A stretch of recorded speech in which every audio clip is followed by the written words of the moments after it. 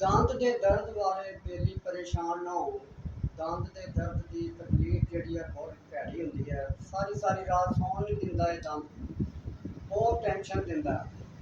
दंदों के रेशा पै जाता है। कई दफा मेदे खराब की वजह भी ये दंद तकलीफ देन लग जाते हैं। तो दंदों वास्ते थानू मैं एक नुस्खा तजवीज़ करदा। कई दफा ठंडा पानी पीता वो लड़ गया, चाह पीती वो दंद के तकलीफ देन लग गई, रोटी ना खाधी जानी, बड़ा बंदा उलझ जाता है। तो दंदों वास्ते थानू मैं छोटा जहा नुस्खा दे रहा। वो इंशाअल्लाह दंद का दर्द का तो दुश्मन है।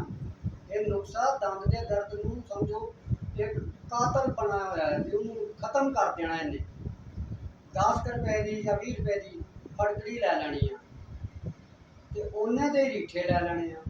फटकड़ी कुट के ते तवे के उत्ते गर्म करके खिल बना लेनी है। थले अग जला देनी, तवे के उत्ते खिल बनाने का हर बंदे को तकरीबन पता होंदा।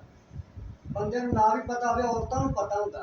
घरों अपने किसी भैन को, माँ को, भरजाई को, किसी को भी बनवा सकता।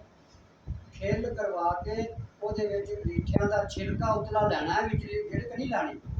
छिलका पीस के दोनों चीज़ों मिला के सुबह ते शाम बुरश नाल कर लो तो भावें उंगली नाल इस्तेमाल कर लो। सुबह शाम करना इस्तेमाल मल के कम से कम 5-7 मिनट उन्होंने रहन देना। मुँह चो पानी निकलेगा, वह अंदरों सफाई कर देगा। दंद सफेद चिट्टे भी हो जाएंगे, मोतियां की तरह चमकणगे। तो दर्द तो जड़ा रहेगा ही नहीं। अल्लाह के हुक्म नाल दर्द तो इंज जाएगा जिवें कांग लेले तो डर के जाता। तो ये तुसी इस्तेमाल करो। ठंडा पानी पियो तो भावें मुड़ के चाह पियो तो भावें गर्म पानी पियो, जो मर्जी खाओ पियो, इंशाअल्लाह दंद नूं तकलीफ नहीं होएगी। ये वैसे भी महीने 2 महीने बाद 2-4 दिन इस्तेमाल कर लो, फिर छड़ दो। मतवातर भी इस्तेमाल करी जाओ तो दंद सफेद चिट्टे हो जाएंगे। इसका फायदा नुकसान नहीं है।